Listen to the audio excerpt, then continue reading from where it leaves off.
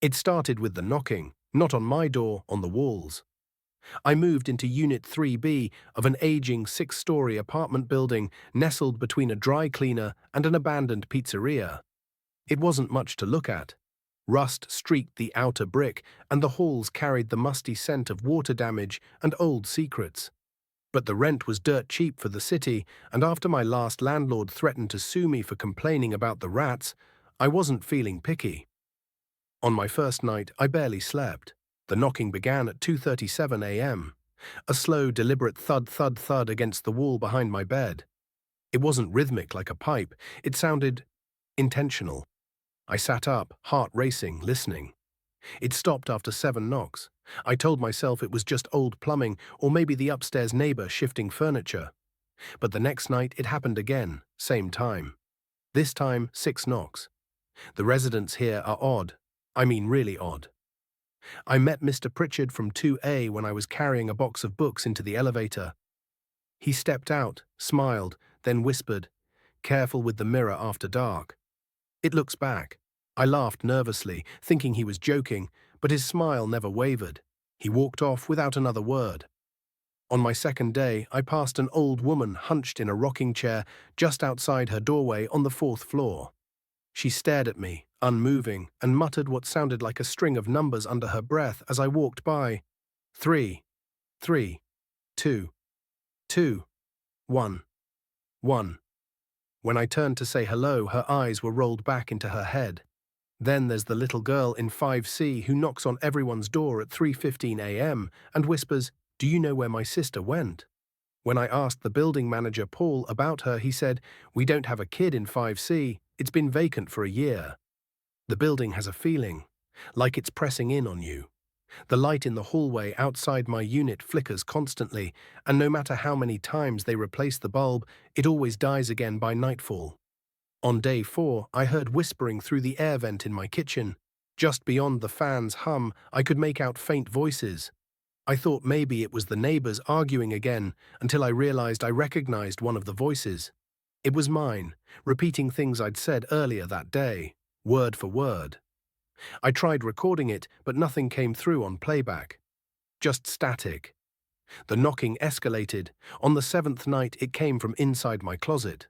No longer just a knock, it was scratching now, as if someone was dragging long, broken fingernails down the inside of the door.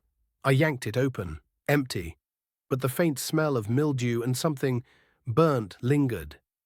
I started losing sleep. I saw faces in the fogged mirror after showers. I heard footsteps pacing in my living room when I was in bed. The feeling of being watched never left. On the 10th night, I taped a note to my wall with a pen. "Who's there?" At 2:37 a.m., I was already awake, heart hammering.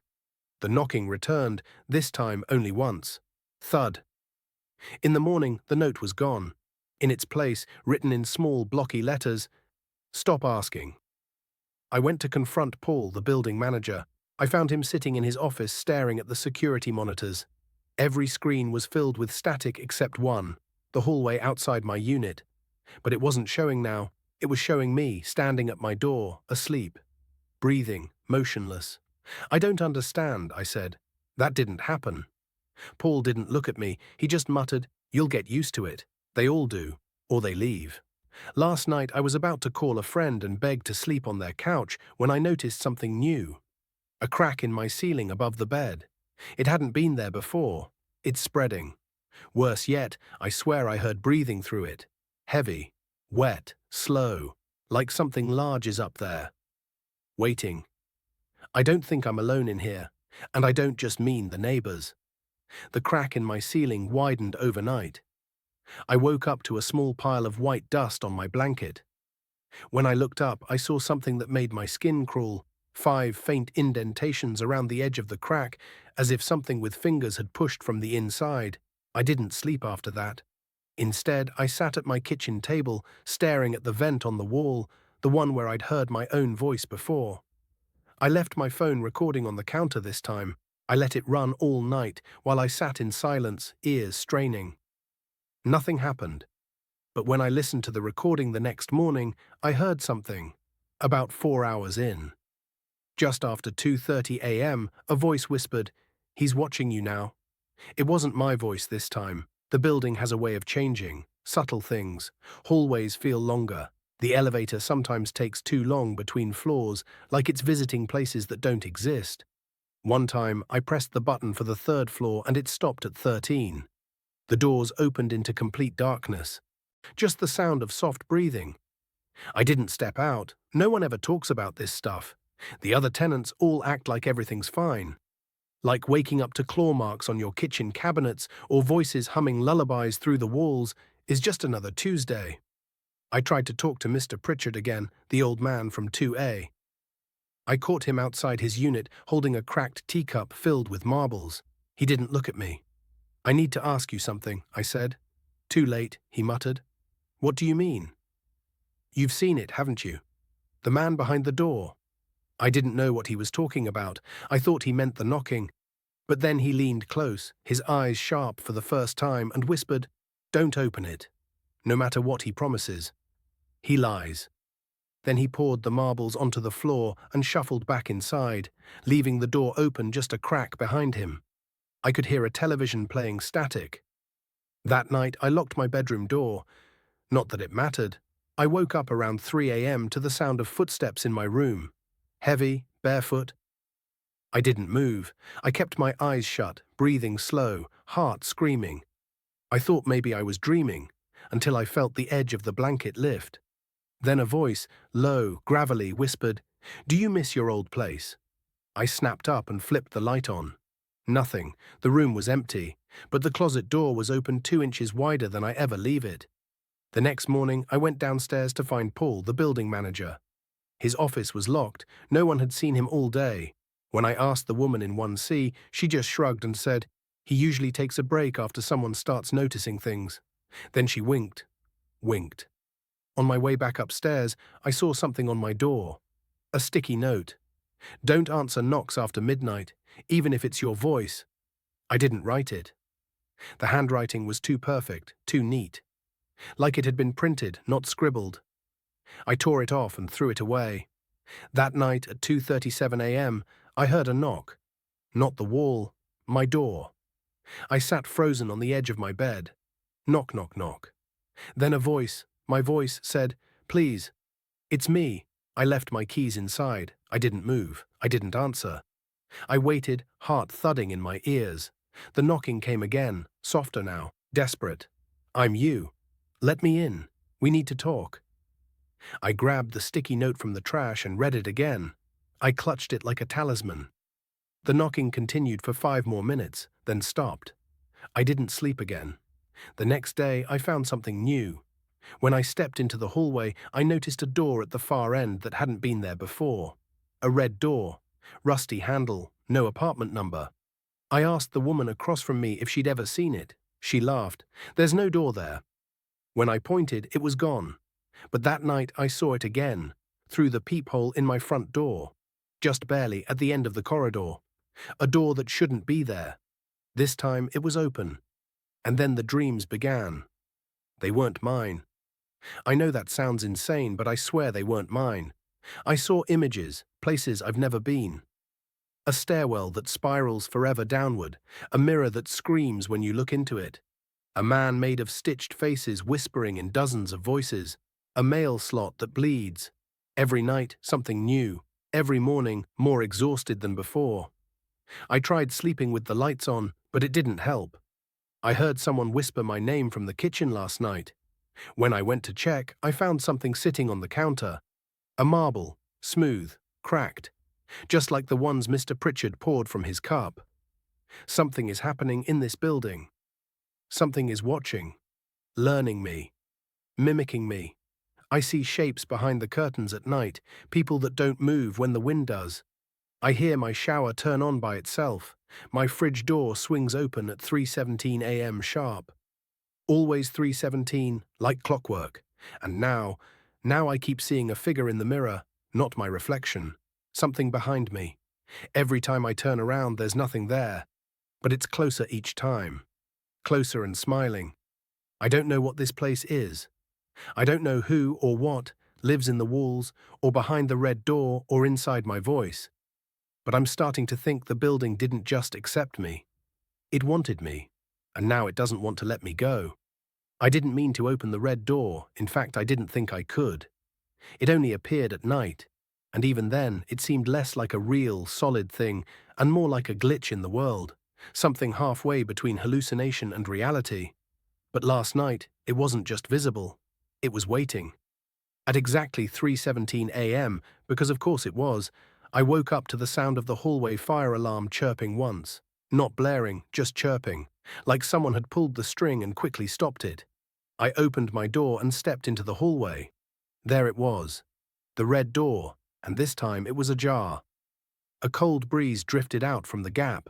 It smelled like dust, mold, and something chemical, like rotting bleach. I know how stupid that sounds, but that's the only way I can describe it. Against all common sense, I stepped closer. Just a peek, I told myself. One quick peek, and then I'd run back inside, lock my door, and pretend this never happened. The moment I touched the doorknob, I felt it. An electric hum under my skin. Not pain exactly, but pressure. Like the air on a plane, thick and wrong. I opened the door slowly. Inside was darkness. Not ordinary darkness, total black, swallowing my phone light like a mouth, but I could hear things. Faint ticking, like 100 old watches. A low humming, rising and falling like it was breathing. And then, whispers. Come in. It's time. You belong. The voice was mine. I didn't go in. I slammed the door shut and turned to run, but the hallway behind me was longer. Much longer, endless. There was no exit. No door, just red wallpaper that pulsed softly like skin. The floor beneath my feet felt warm. Then I heard footsteps, bare feet, slow and dragging, coming from behind the red door. I ran. I don't know how far. Time didn't work right in that hallway. I could feel it breaking, seconds stretching, minutes folding. My breath fogged in front of me, even though the air was thick and hot. Eventually, I reached my apartment door. Only it wasn't my door anymore. It was the red door. I don't know how I got out. I woke up on the floor of my kitchen, covered in sweat and grime. The apartment reeked of mold. The marble from before was now sitting on the stove. And beside it, a note written on old yellowed paper. You opened it. Now you must follow the rules. 1. Do not open your door between 3:17 a.m. and 3:31 a.m. Even if someone knocks, especially if they sound like you. 2. If you see the red door again, do not enter unless you are invited 3 times. The third invitation will sound wrong. That one is safe. 3. If you wake up outside your apartment, do not return to it. It is no longer your home. 4. The mirrors are watching. Cover them after sunset. 5. Avoid apartment 6C. There is no 6th floor. 6. The elevator is not always an elevator. 7. If you find another you, one of you must die before dawn. Choose wisely. There was a final line written in red ink. Welcome home, tenant 4B. I spent the entire next day in a daze. I tried asking around again, something normal. Just to ground myself, I knocked on 3D's door. A woman answered, maybe mid-30s, pale, eyes sunken with sleep deprivation. Hi, I said, I'm sorry to bother you. I'm new and You saw it, she said flatly. I blinked. What? The red door. Everyone does, eventually. I hesitated. Do you know what's behind it? She bit her lip, glancing both ways down the hall like she expected something to leap out. Nothing you can understand. Nothing human. Then she handed me a piece of string, bright blue yarn tied in a knot. Tie this to your doorknob. The watchers don't like blue. And she shut the door. That night, I obeyed the rules. I covered my mirrors, sheets, towels, anything I could find. I tied the yarn around my doorknob. I stayed silent after midnight, even when the knocking came again. It was louder this time. The voice was better too. Closer to mine, more refined. It's me. I need help. I think something's wrong with the pipes. I hear screaming. My hand hovered over the knob. Just for a second. Then I remembered Rule 1. I backed away, and the voice on the other side whispered, Smart. I started noticing small changes in my apartment, things where they shouldn't be. My toothbrush turned upside down, all my forks vanished. My bathroom light switch started working in reverse. Off was on was off. And then the photos. Every picture I had, on my phone, on my computer, printed and framed, they all changed subtly. In every photo of me, I'm smiling just a little too wide. My eyes look wrong, like something is wearing my face. Then I found one photo I didn't take at all. It was a picture of me sleeping in bed, taken from the closet. Mr. Pritchard is gone. I checked 2A and found the door wide open. The room was empty. No furniture, no signs anyone had ever lived there, except one thing. On the wall, scratched in crooked letters, "The man behind the door is inside the building now." Beneath it, smeared in what looked like old blood, was a handprint with 6 fingers. I'm losing time now. Hours at a stretch vanish. I'll blink and it's night. Blink again, and I'm sitting on the floor with all the lights off, unsure how long I've been there. One time I found myself in the laundry room staring at the dryer. It was running. Inside was a pile of my clothes. Still warm. The basement doesn't feel right. Too deep. Too alive. Last night, the elevator opened on its own. Inside was a child, maybe 7 years old. Pale. Still. He looked up at me and smiled with way too many teeth. Then he said, "6C is calling you. Will you go?" I pressed the close button until the doors shut. There's something else I haven't told you. Ever since the red door night, I've been having a new dream. In it, I stand in a white hallway. Endless. Doors on both sides, all of them shut tight, except one. The red door. It swings open and a voice calls out from the dark. "Tenant 4B, your shift is starting soon." It's 2:43 a.m. I'm writing this while every single light in my apartment is flickering in rhythm, like the building's breathing through electricity. It started with the bathroom bulb, then the hallway. Now even my phone screen is pulsing. I haven't slept in 2 days. And I think something is trying to wear my skin. Earlier tonight, I received a letter under my door. Not a normal envelope, no stamp, no sender. Just a folded slip of yellow parchment paper, the edges frayed like it had been scorched. It read, "Tenant 4B, you are late. Report to sub-level 6. Your replacement is en route." I never signed up for a job. I never even heard of a sub-level 6. I live on the 4th floor. The elevator shouldn't go below the basement, and when I checked, there weren't any buttons past B1. But I felt it, that itch in my brain, that compulsion. So I went. The elevator was waiting. I didn't call it, it just opened the moment I stepped into the hall. Inside, the usual panel had changed. B1 was still there, but beneath it were additional buttons. B2, B3, B4, B5, B6. They looked hand-carved into the panel, as if someone scratched them in with a dull blade. Hesitantly, I pressed B6. The elevator didn't move. It sank. That's the best way I can describe it. Not like it was descending through a shaft, but like it was being swallowed. The lights inside dimmed to red, and the hum of the machinery gave way to wetness, like breathing through a clogged throat. When the doors opened, I was somewhere else. Sub-level 6 was not part of the building. It couldn't be. It was a long concrete corridor lined with flickering bulbs in steel cages. The air was damp and cold, so cold my breath plumed out in thick clouds. There were no windows, no markings. Just a faint humming, the same one I'd heard behind the red door. I walked. Eventually I found a room. It looked like a factory floor, rusted pipes, tanks, an industrial table in the center. And above the table, photos. Of me, dozens, hundreds, eating cereal, showering, watching TV, crying. All taken from inside my apartment, and in the far corner something hung from the wall. It looked like a mannequin at first, pale, lanky, stiff, but then its eyes moved, and it twitched like a puppet on broken strings. It looked exactly like me. I ran. I don't remember getting back to my apartment. I just remember blinking and finding myself curled up in the corner of my kitchen with blood on my shirt. Not mine. The elevator was closed and back to normal. The extra buttons were gone, but the photos stayed. They're on my kitchen table now, and more have appeared since. I counted 8 new ones taken during my sleep last night. I never heard the camera, never saw a flash, never left my bedroom door unlocked. My reflection is no longer syncing with me. It's subtle, just a delay in the mirror, barely a second. But I noticed, and it's getting worse. Last night I caught it staring long after I'd walked away. I saw it smile. I've started covering the mirrors again, even during the day. Whatever's behind the glass is learning, and it wants out. I tried talking to someone, a normal neighbor, anyone.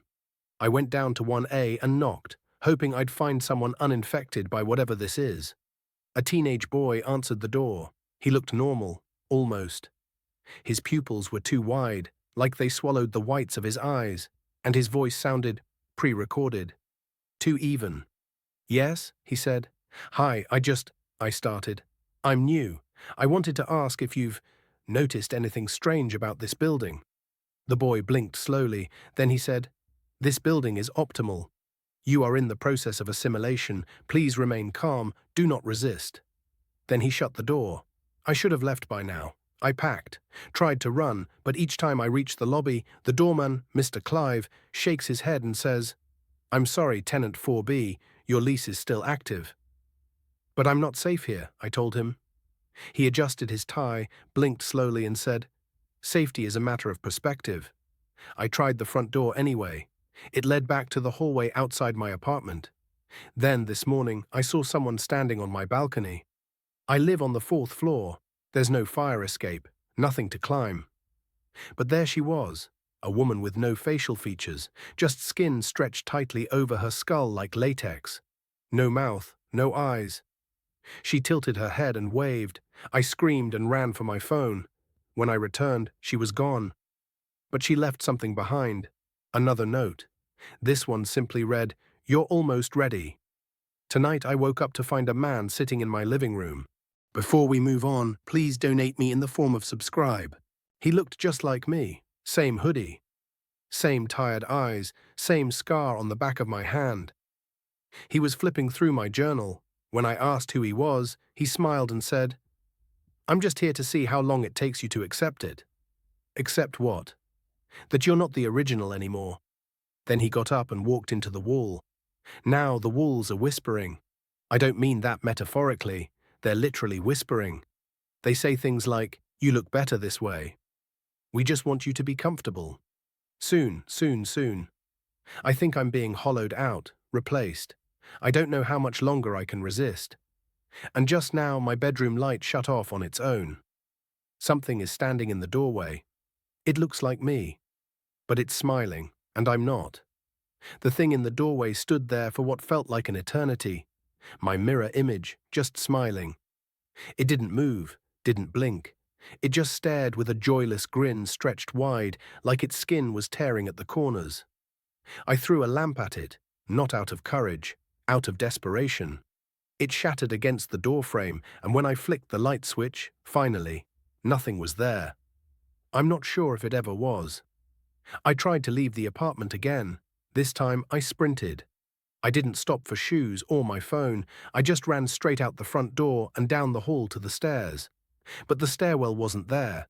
In its place, another hallway, identical to the one on my floor, except it smelled like burning hair and something was dripping from the ceiling. Black, tarry liquid that hissed when it hit the ground. All the apartment doors on that floor were open just a crack. And from within I could hear chewing. Not the kind of chewing people do when they eat. The kind of chewing animals do when they tear meat from a bone. I turned around, but the hallway behind me was gone too. It took me 47 minutes, yes, I counted, to find my way back to my unit. I followed the sound of static and low breathing until the door to 4B appeared again. When I stepped inside, all the lights turned on by themselves. The TV flicked on too. It showed me footage of myself, walking in a circle, lost in the hall, and laughing. But I wasn't laughing when it happened. I was crying. I remember because I bit down on my knuckle to stop myself from screaming. Whatever the apartment showed me, it was lying. Right? I started marking time on the wall. I carved hash marks in the drywall just beside the fridge. One mark for every day I'm still me. Or at least I think I'm me. But here's the problem. This morning there were 6 marks. Now there are 9. I didn't make the extra ones. That's when the intercom buzzed. A voice on the other end whispered, "Tenant 4B, the reformation ceremony is scheduled. Please dress accordingly." I didn't respond. The intercom buzzed again, louder.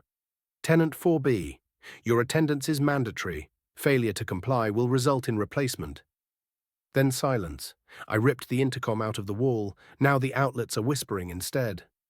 Around 3 p.m., I ventured into the hallway again, just to see if I could find someone sane, some hint of reality. I knocked on 3C's door. The elderly woman who opened it didn't seem surprised to see me. In fact, she looked relieved. "Oh good," she said. "It's finally time." "Time for what?" "For the transition," she said, nodding toward something behind me. I turned. The hallway was filled with residents, not people, copies of people. Each one looked like a wax figure sculpted from memory.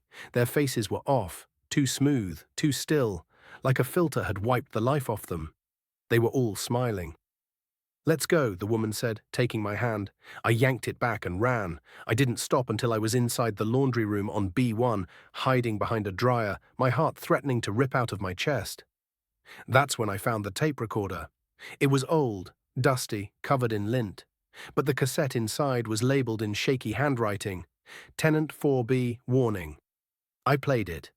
A man's voice crackled through, frantic and rasping.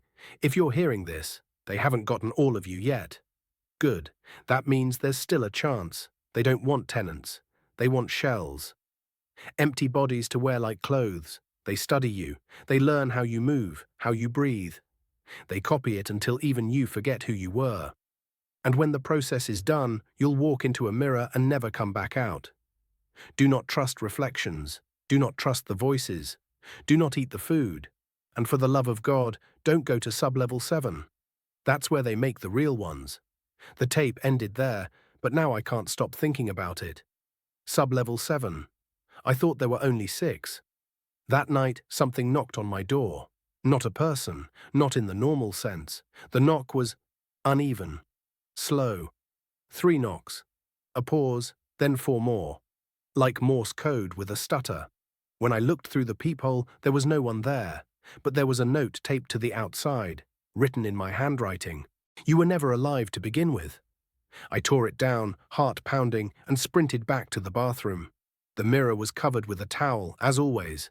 I pulled it off, and screamed. There was nothing in the reflection, no me, no room, just empty blackness. And then, slowly, something stepped into view. A silhouette shaped like me, but twitching violently. It raised its hand and waved. I did not wave back. It smiled anyway. I'm afraid to sleep. Every time I doze off, I wake up in a new position. I've started setting up a camera, just to see. Last night it caught me standing over my own bed for 4 hours, staring down at myself. And I never remembered standing up. This place doesn't want to kill me. It wants to unmake me, bit by bit. It's already started. I can't remember my parents' names anymore, or my favorite food, or what my voice used to sound like. I think the apartment is leaching memories, scrubbing me out to make room for something else.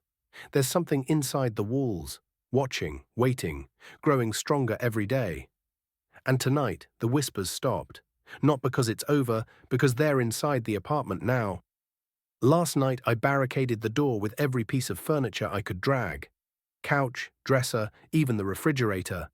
I slept on the floor, pressed against the far wall, holding a kitchen knife I barely remembered owning. I didn't dream. Or maybe I did. Because when I woke up, all the furniture was back in place, the door was unlocked, and a key was waiting for me on the counter.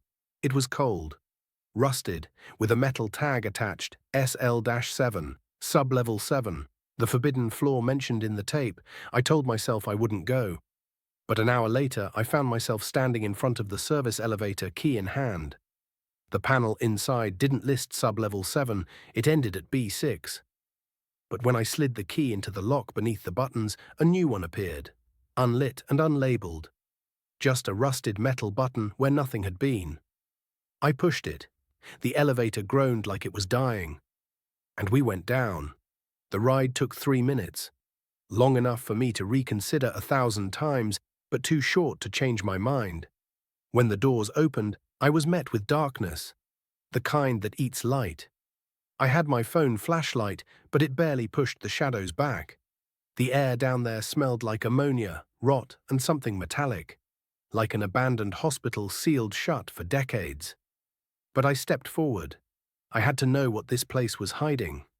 The hallway was unlike any floor above. No carpet, no wallpaper, just concrete walls stained with something. Long reddish-brown smears trailed along the baseboards like something had been dragged. There were no apartment numbers here, just doors marked with symbols, eerie, geometric shapes that shifted when I looked too long. The first door had a window. I peered through it. Inside, a man sat on the floor, naked, rocking back and forth. He looked exactly like me. I stepped back, heart pounding. Behind me, someone whispered, "You shouldn't be here." I spun around, no one there. The hallway stretched longer than before. I started moving faster, past more of those doors. In one, I saw a woman pressed flat against the glass, eyes wild. She mouthed something to me. "Help me." I reached for the door handle, but it burned my hand, searing hot, like it had just come out of a furnace.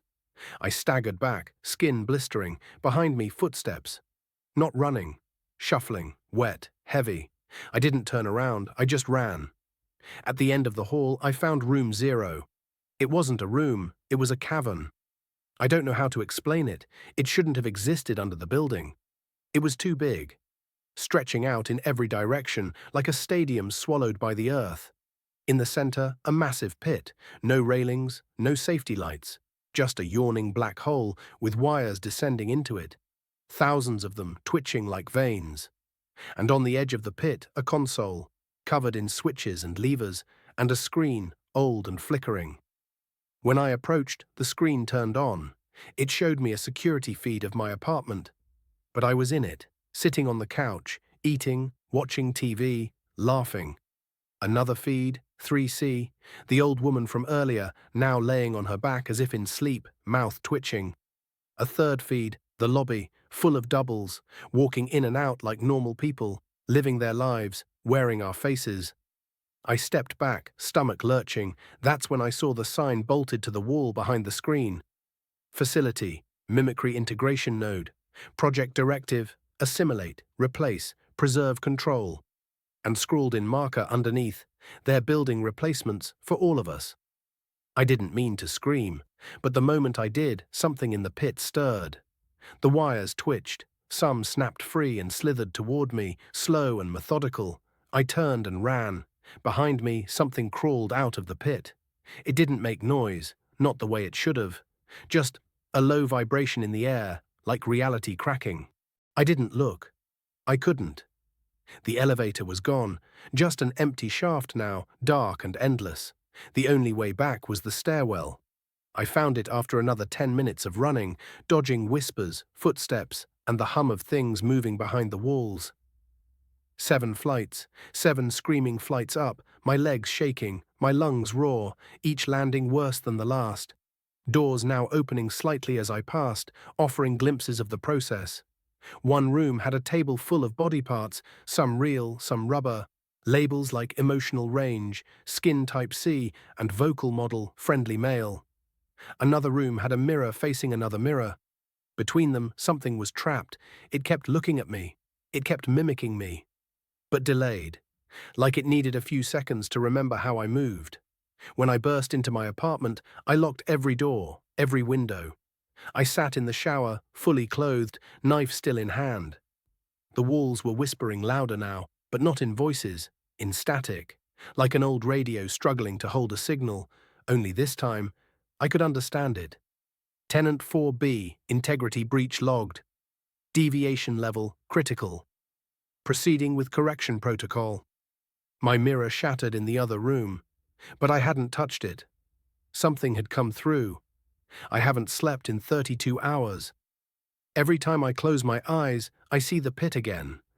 I see my double laughing in my apartment.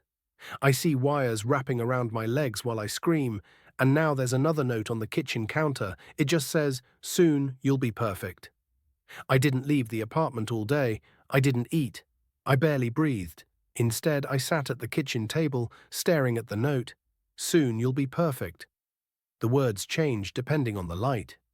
At one angle, it was handwritten in what looked like ink. At another, it looked like blood, still wet. That's when I realized the note wasn't on the counter. It was in it, burned deep into the laminate like someone had taken a branding iron to the wood. That same second, all the power cut out. The lights flickered, then went dark. The hum of the fridge died. The AC groaned and choked. My phone wouldn't turn on, even though I had just charged it. The only thing still working. The TV.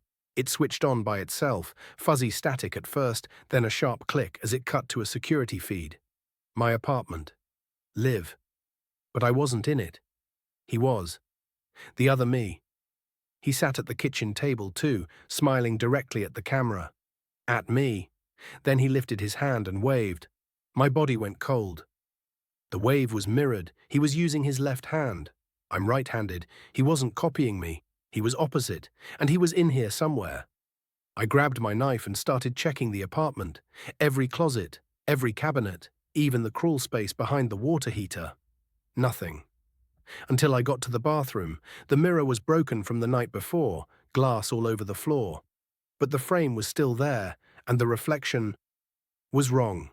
I stood in the doorway and saw myself in the mirror, only I wasn't holding the knife. I wasn't wearing my clothes, and I wasn't blinking at the same time. Then it smiled. My reflection smiled before I did. And I bolted. I ran into the hallway. It was darker than it should have been. The ceiling lights were off. Only the red glow of the emergency bulbs lit the corridor, but they pulsed, not steadily, like a heartbeat. Thump, thump, and something was moving at the far end, a figure, too tall. Head tilted at an unnatural angle. It whispered something. But I couldn't make it out. Then it started running. I didn't think. I dove into the stairwell and slammed the door behind me. I started climbing. My apartment was on the 5th floor, but the stairs kept going, 6th, 7th, 8th, and still no door, just stairs and more stairs. Until I reached a landing labeled Correction Level 1 and below it. Obedience ensures survival, mimicry ensures perfection. I heard screaming, dozens of voices, some human, some not. Some trying to sound human and failing miserably. I should have turned back. But the door was locked behind me, no handle, just cold steel and the hum of something alive behind it. So I stepped into Correction Level 1. It looked like an operating theater, not a hospital one, a mechanical one, tables covered in restraints, surgical tools laid out neatly, rows of mannequins hanging from chains, each one with human eyes. Watching me, and standing in the center of the room was a figure in a long white coat, face covered by a smooth, featureless mask. It turned when I entered. Subject 4B, it said, voice clipped and robotic. You deviated. I backed away slowly. It advanced. Deviation leads to corruption. Corruption must be corrected. Please lie down. I turned and ran. The thing chased me through a maze of rusted corridors and half-lit rooms. Voices echoed through the walls, repeating the same phrases. You are not you. You are almost ready. Soon you'll forget what pain felt like. I tripped over a wire and landed in a room filled with monitors. Dozens of screens showing different apartments. My apartment, 3C, 5F, 2A, all with duplicates in them. Some residents were crying. Others looked drugged. One was lying on the floor, twitching, while a figure that looked just like him stood perfectly still nearby. One screen zoomed in suddenly. It was me, sitting in the dark, watching the monitors. Only, I wasn't alone in the shot. Something crawled out from behind me, thin, pale limbs and no face. It touched the back of my neck. I turned in real life, slashing blindly with the knife. Nothing, but the camera feed showed it again, crawling back as if mocking me. I slammed my hand against the screen. What do you want? And all the voices answered at once. Perfection. Replacement. Peace. Then the screen flickered. A countdown appeared. 000. 500. Correction protocol had begun. I bolted, found a maintenance hatch and crawled through it, dragging myself across dusty vents and narrow metal shafts. My knife clanged against something warm and pulsing. I didn't look. Eventually, I dropped down into a maintenance corridor lined with doors. One said, "Emergency override." I took the chance, opened it with the stolen SL7 key. Inside was a console with a big red lever. I didn't hesitate. I pulled it. Everything shut off. The lights, the machines, the whispering. Even the static in my brain, that horrible buzz that had been there for days, vanished. I stood there in the dark, sweating and shaking. And then, a voice crackled to life in the intercom above. Not robotic, human. Mine. "Nice try," it said, "but you're not the original anymore, are you?" I stared up at the speaker, and for the first time I wasn't sure if I was. I didn't sleep. How could I after what I'd seen? What I'd heard? That voice through the intercom. It was mine. Not close. Not similar. Identical. It even carried my subtle stutter, the slight rasp I get when I'm nervous. I stood in the dark utility room long after the override had shut everything down. No alarms, no static. Just silence. But it wasn't comforting. It was thick, like the building was holding its breath. I should have felt relief. Instead, I felt watched. I finally left the room and stumbled through empty, dark hallways until I found the stairwell again. This time, it obeyed physics. It led back to the 5th floor like it was always supposed to. My apartment door stood wide open. Inside was cold. Not from the weather, but from the absence of something I hadn't noticed before. Pressure. Like whatever had been inside the apartment had finally stepped out. Still, I searched the place from top to bottom. Closets, empty. Bathroom mirror, still cracked. TV, unplugged. Everything seemed back to normal. That should have been my biggest warning. It was only after I took a long shower, ate something, and sat on the couch that I noticed the photograph. It hadn't been there before. Sitting on my coffee table, in a small metal frame, a black and white picture of a man standing in front of this building. My building. But it wasn't old. It only looked that way, like it was meant to look like it was from the 60s. The man in the photo, he looked exactly like me. I flipped it over. On the back, in faded ink, Building 17 welcomes its first resident. Correction begins with 1. Correction. That word again. My hands were shaking now. There was a knock at the door. Not a neighborly knock, not a delivery knock. Rhythmic, mechanical, 5 knocks. A pause, 4 more. Another pause, then 3 soft taps, 5, 4, 3, like a countdown. I didn't answer it. I crept to the peephole and looked through. No one was there, just the hallway. Diamond Soy's still, empty, until something scuttled across the floor, low, fast and wrong, a blur of limbs, a sound like bone dragging across metal. I stepped back. The door began to unlock itself. I ran to the kitchen, grabbed my knife again, and backed into the corner. The door creaked open slowly, revealing me. Only not quite. His face was stretched, eyes a little too wide, mouth hanging slightly open as if someone had only just taught him how to smile. His hands were covered in a grey dust. His shirt, the same as mine, was blood-stained. "You left early," he said. I didn't reply. He stepped forward, limbs jerky, uncoordinated, like he was still figuring out how they worked. "You weren't supposed to leave the floor," he said, almost disappointed. "Now we have to restart." "Restart what?" He smiled. "You." I lunged before he did. The knife sank into his shoulder and he screamed. But not in pain. It sounded like static, like a radio losing signal. He swung wildly, knocking me back into the wall. I kicked him in the chest, hard. He collapsed like a marionette whose strings had been cut. I didn't wait. I sprinted out of the apartment, down the hallway and out the emergency exit. I didn't care that it triggered alarms. I ran into the city night, barefoot, shaking and bleeding. Before we move on, please donate me in the form of subscribe. I didn't go home. Instead, I checked into a motel an hour outside the city. Paid in cash. No ID. I didn't sleep that night, or the next. The third night, I turned on the motel TV. It was already tuned to a channel, grainy footage, of me, in my apartment, smiling. He was hosting guests, people I'd never seen before, all dressed in grey, sitting silently, watching him serve them drinks and laugh at things they didn't say out loud. At one point he turned to the camera and winked. I unplugged the TV, smashed it for good measure, then I looked in the bathroom mirror. And for just a split second, I thought I saw his face instead of mine. I needed answers, not just escape. So I went back to the city during the day and walked by the building from the other side of the street. It looked normal, clean, not a trace of the nightmare I'd lived in, but when I asked a woman walking a dog what the building was called, she said, "Oh, that old thing. Abandoned since the 80s. My stomach dropped. "What do you mean abandoned?" She looked confused. "Used to be an asylum or something. They boarded it up years ago." "Why?" I stared at the front door. It had no handle, no mail slot, just a steel plate bolted shut. I didn't sleep for another week, until last night, and I wish I hadn't. Because I dreamt of the building, of him, the copy. He stood in my apartment, holding a mirror, but instead of reflecting his face, it reflected mine. Bruised, tired, terrified. "You're not the original," he whispered. "I am." And then I woke up, back in the apartment.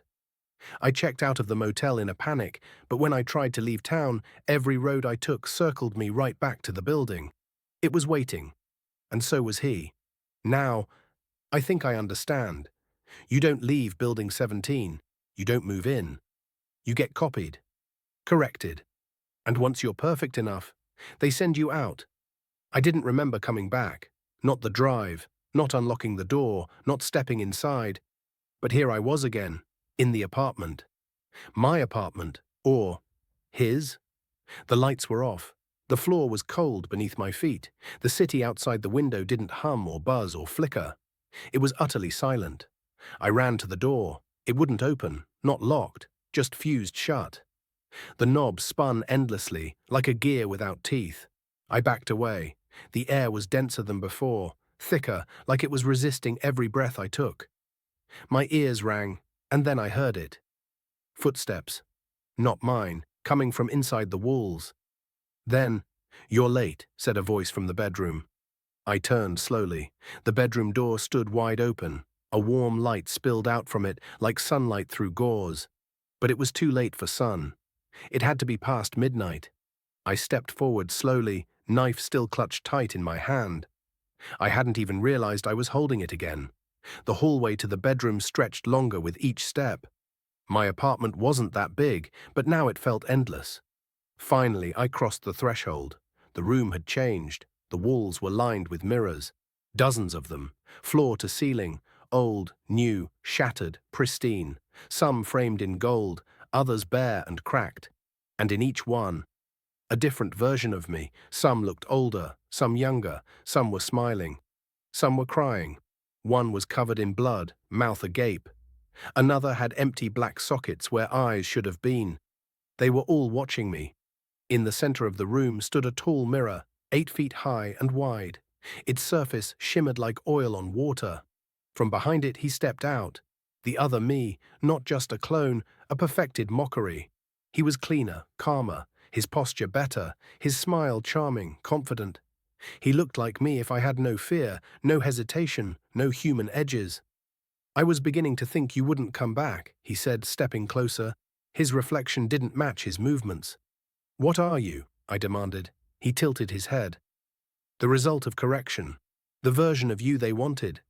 We're not so different, really. You just resisted." I shook my head. "This is some kind of experiment." He smiled. "A process." He walked toward me slowly, gesturing to the mirrors. "We come here broken, flawed, unfinished." He tapped a cracked mirror where one version of me sat in a fetal position, whispering to himself.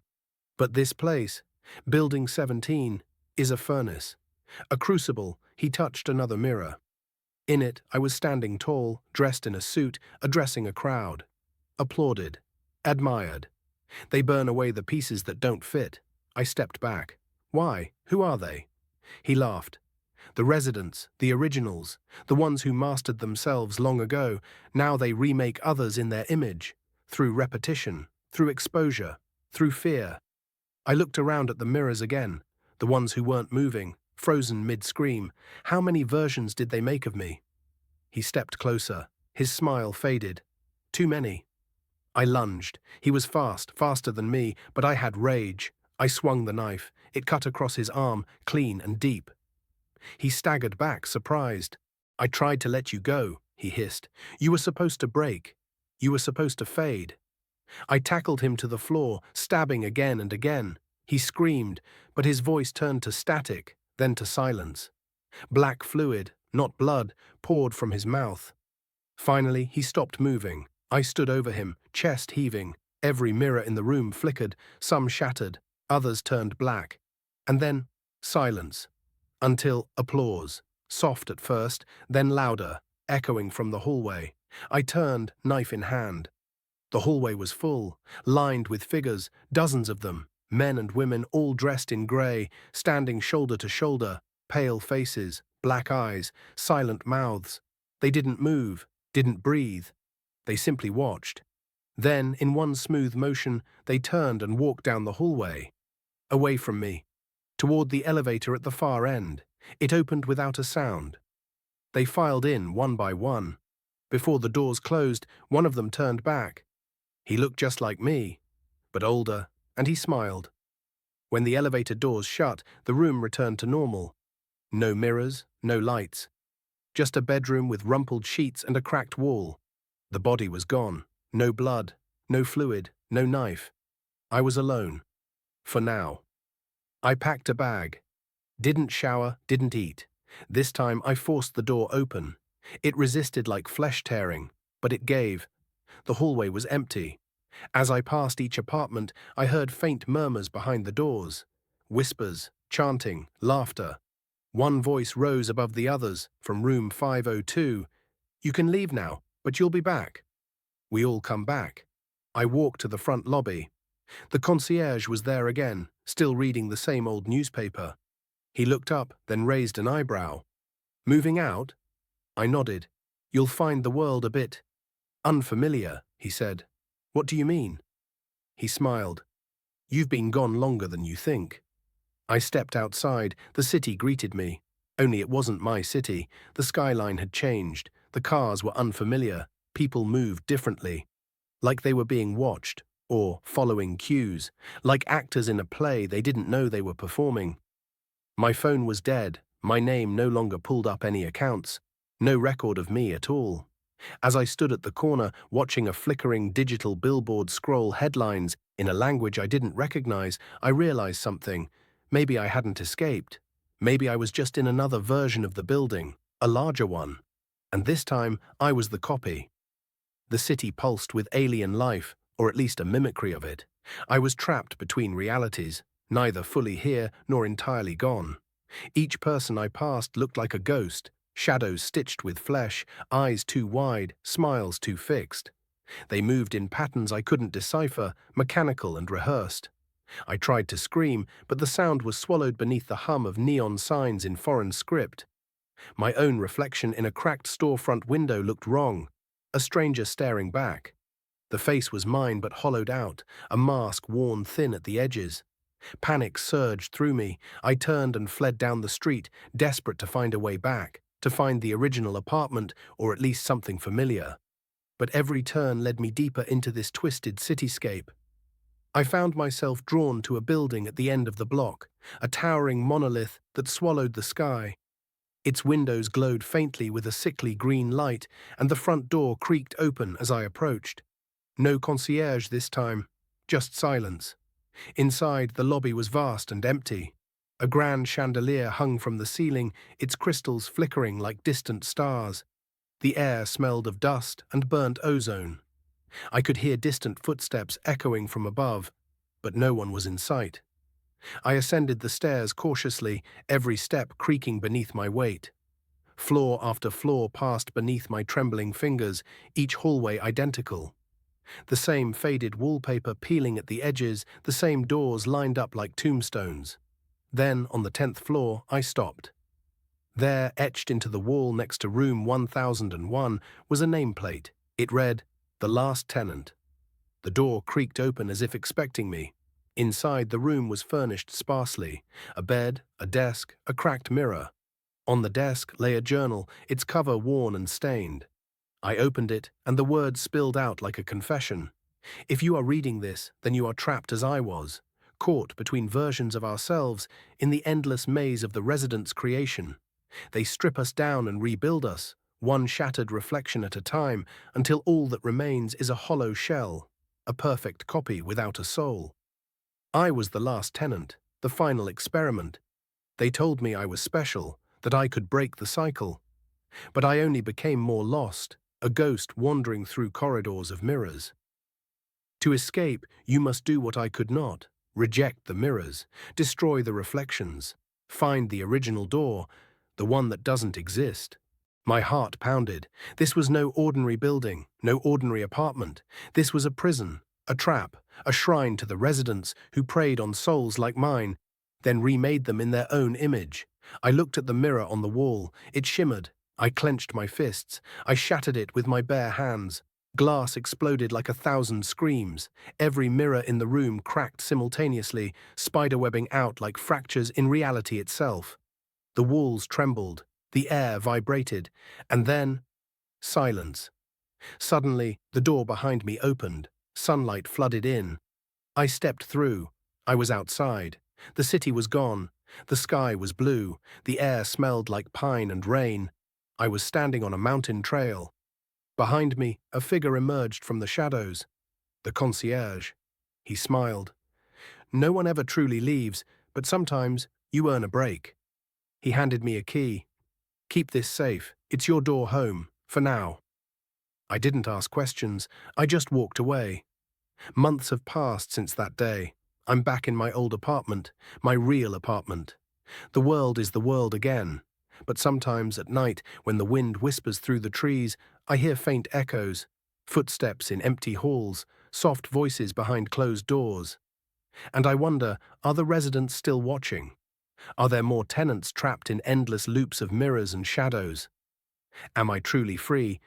One thing is certain: I will never forget. Before we move on, please donate me in the form of subscribe.